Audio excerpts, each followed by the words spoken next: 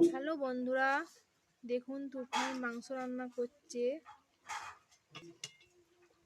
Mutton মাংস রান্না করছে। দেখুন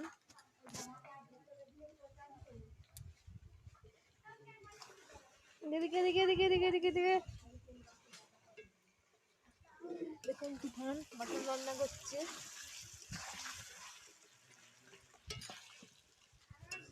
মাংসটা ভালোই টেস্ট হয়েছে, দেখে দাও না। মাংসটা ভালোই টেস্ট হয়েছে। দেখি একটা এক পিস দেখি মাটন।